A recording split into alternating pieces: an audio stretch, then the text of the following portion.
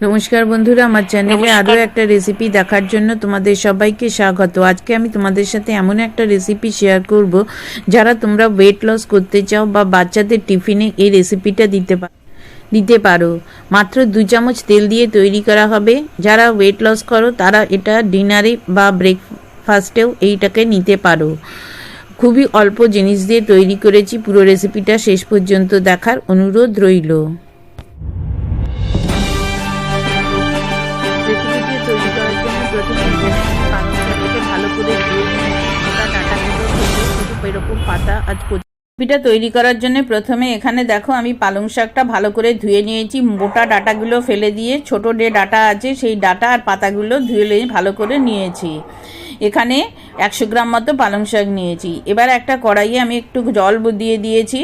জলটা যখন গরম হয়ে যাবে, একটু ফুটতে শুরু করবে, তখন এর ভেতরে ধুয়ে রাখা পালং শাকগুলো দিয়ে দেব।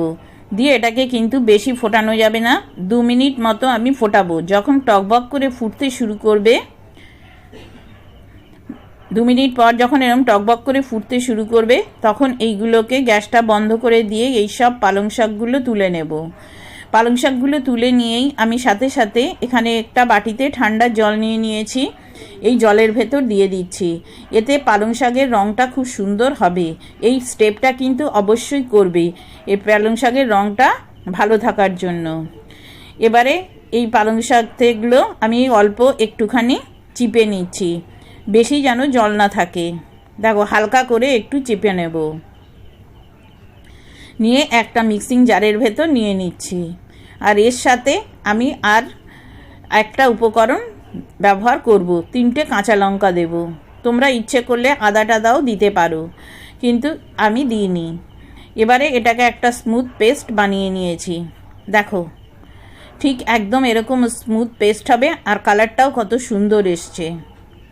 এবারে এটাকে একটা সাইডে রেখে দিচ্ছি। এখানে আমি 2 কাপ মতো আটা নিয়ে নিয়েছি। যেহেতু হেলদি রেসিপি, আমি এখানে আটা দিয়ে করছি। 1/2 টিস্পুন থেকে একটু কম আমি লবণ দিয়ে দিলাম। দিয়ে প্রথমে ভালো করে লবণ আর আটাটা এরকমভাবে মিশিয়ে নেব। নিয়ে এবারে বেটে রাখা পালং শাকটা এর ভেতর দিয়ে দিচ্ছি। প্রথমে পালং শাকটা দিয়ে ভালো করে মিশিয়ে নেব। তারপরে যতটা পরিমাণে জল লাগবে অল্প অল্প করে দিয়ে একটা ডো বানিয়ে নেব। একবারে বেশি জল দেওয়ার চেষ্টা করো না। মিক্সিটা ধুয়ে অল্প অল্প করে জল দিচ্ছি। ঠিক যেরকম রুটির ডো বানাই ঠিক সেরকম হবে, খুব বেশি যেন নরম না হয়ে যায়। দেখো, দিয়ে ঠিক আমি এরকম একটা ডো বানিয়ে নিয়েছি। নিয়ে এবারে এটাকে ঢাকা দিয়ে আমি 5 মিনিট মতো রেখে দেব। এবার পরের স্টেপে চলে যাচ্ছি। একটা কড়াই বসিয়ে দিয়েছি। দিয়ে এখানে 1 চামচ মতো সাদা তেল দিয়ে দিলাম।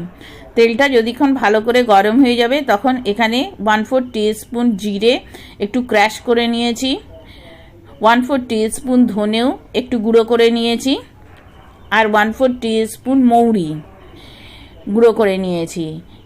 এবারে এটাকে লো ফ্লেমে আমি 30 সেকেন্ড মতো একটু ভেজে নিচ্ছি। যখন এই মশলাটা থেকে সুন্দর একটা গন্ধ বেরোতে শুরু করবে, তখন এর ভেতরে গ্রেট করে রাখা আদা কুচি আর লঙ্কা কুচিটা দিয়ে দিলাম। গ্যাসের ফ্লেমটা কিন্তু এই সময় অবশ্যই লোতে রাখবে। পেঁয়াজটাও দিয়ে দিলাম। পেঁয়াজটা কিন্তু বেশি লাল করে ভাজার দরকার নেই, একটুখানি ট্রান্সপারেন্ট হলেই হবে। একদম অল্প তেলেই আজকে আমি এই রেসিপিটা তোমাদের সাথে শেয়ার করছি। যারা ওয়েট লস প্রোগ্রামে আছো তারা এই রেসিপিটা অবশ্যই একবার ট্রাই করো। এবারে এখানে আমি ক্যাপসিকাম আর সুইট কর্নটা দিয়ে দিলাম। তোমরা ইচ্ছা করলে তোমাদের পছন্দ মতো সবজি ব্যবহার করতে পারো। বিনস দিতে পারো, ফুলকপি দিতে পারো, মটরশুঁটি দিতে পারো। তোমরা যেগুলো পছন্দ করবে সেগুলোই দেবে। এবারে কিছু শুকনো মশলা দেব। 1/4 টিস্পুন মতো গোলমরিচের গুঁড়ো, 1/4 টিস্পুন জিরে গুঁড়ো, আর 1/4 টিস্পুন আমচুর পাউডার, আর 1/2 টিস্পুন মতো গরম মশলার গুঁড়ো দিয়ে লো ফ্লেমে মশলাগুলোকে একটুখানি ভেজে নেব। অনবরত একটু নাড়তে থাকবে যেন মশলাটা পুড়ে না যায়, কেননা অল্প তেলে রান্না করা। এবার এখানে আমি কিছু পনির নিয়ে নিয়েছি ছোট ছোট করে কেটে। পনিরটা দিয়েও আমি অল্প হালকা হাতে কিন্তু এবার এটাকে মিক্সড করতে হবে। স্বাদ অনুযায়ী লবণ দিয়ে দিচ্ছি। এর পরিবর্তে তুমি সোয়াবিন দিতে পারো, চিকেন দিতে পারো, বা মিক্সড ভেজিটেবলেরও এমনি পুরটাও তুমি বানাতে পারো। দেখো ভালো করে মিশে গেছে। এবারে এক মুঠো ধনেপাতা কুচি দিয়ে ভালো করে মিশিয়ে গ্যাসটা বন্ধ করে দেব। তৈরি হয়ে গেল আমার পনিরের স্টাফিং। এটা তোমরা যে কোনো ওয়েট লসের দিনও কিন্তু এটাকে খেতে পারো। দেখো তৈরি হয়ে গেছে। এবারে পরের স্টেপে চলে যাচ্ছি। দেখো আটাটাও আমার সেট হয়ে গেছে। এবারে আটাটাকেও আর একটু আমি মেখে নিচ্ছি। নিয়ে এবারে এটার থেকে রুটির মতো ছোট ছোট করে, যেরকম আমরা রুটি করি সেই অনুযায়ী আমি এরকমভাবে ডোগুলোকে বানিয়ে নিচ্ছি। এরকম মজার মজার রেসিপি দেখার জন্য আমার চ্যানেলকে অবশ্যই সাবস্ক্রাইব করো। আর বাকিটা রেখে দিলাম, এটা দিয়ে লুচি পরোটাও বানিয়ে নিতে পারো। এবারে একটা ডো নিয়ে একটুখানি শুকনো আটার ভেতরে দিয়ে এটাকে রুটির মতো বেলে নেব। খুব বেশি পাতলা করবে না, একটু যেন মোটা থাকে। আর এটা চারপাশ থেকে পাতলা হবে আর ভেতরটা একটু মোটা থাকবে। যেরকম রুটি করি আমরা একদম ঠিক সেই রকমভাবে বেলে নিতে হবে। নিচের ডেসক্রিপশানে আমি আরও অনেক রেসিপির এরকম লিঙ্ক দেওয়া আছে, সেখানে তোমরা পেয়ে যাবে। আর ইউটিউবে আমার আর একটা চ্যানেল আছে, ডায়েরি অফ মাই ড্রিমস, তার লিঙ্কও আমি নিচের ডেসক্রিপশানে দিয়ে দিয়েছি। সেখানে গেলেও তোমরা অনেক ধরনের ভিডিও দেখতে পাবে। আশা করি তোমাদের ভালোই লাগবে। ঠিক এই রকমভাবে আমি সবগুলো করে নিয়েছি।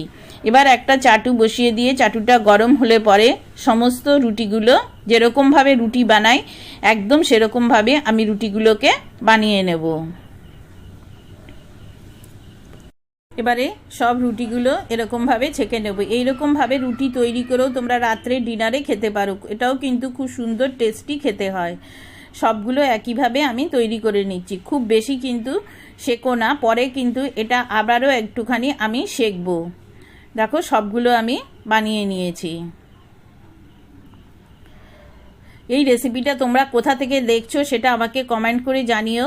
আর বাড়িতে যদি রেসিপিটা বানাও তাহলে কেমন খেতে হয়েছিল তা অবশ্যই কিন্তু আমাকে জানাতে ভুলো না। এবারে এখানে আমি একটুখানি মেয়োনিজ নিয়ে নিয়েছি আর সুইট চিলি সস যেটা আছে সেটা নিয়ে নিয়েছি। এর পরিবর্তে তোমরা গ্রিন চাটনি ব্যবহার করতে পারবে, মেয়োনিজ ব্যবহার করতে পারবে, টমেটো সস, তোমাদের যেটা পছন্দ সেটা ব্যবহার করবে। এবারে এর ওপরে আমি এরকমভাবে একটা লেয়ার দিয়ে দিচ্ছি। মাঝখানটা দেবে, চারপাশটা ফাঁকা রেখো। ঠিক মাঝখানে এরকম একটা লেয়ার দিয়ে দিলাম। এবারে যে পুরটা করেছি সেই পুরটা এরকম লম্বা করে রোলের মতো করে দিয়ে দিচ্ছি। আর যেহেতু যদি বাচ্চারা খায় সেই জন্যে আমি এখানে একটু চিজ দিচ্ছি। যদি ওয়েট লসের জন্য তা বানাও বা বয়স্করা খায় তাহলে চিজটা অ্যাভয়েড করো। এবারে দেখো এইটা এখানে আমি একটুখানি আটা এরকমভাবে গুলে নিয়েছি, নিয়ে এখানে লাগিয়ে দিলাম।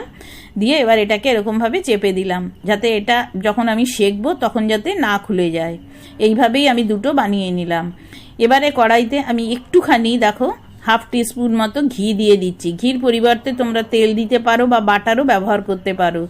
চারিদিকে ছড়িয়ে নিয়ে এবারে রোল দুটোকে যে দিকটা জুড়েছি সেই দিকটা নিচে দিয়ে এটাকে এরকমভাবে দিয়ে লো ফ্লেমে এটাকে 2 থেকে 3 মিনিট ঢাকা দিয়ে দেবো।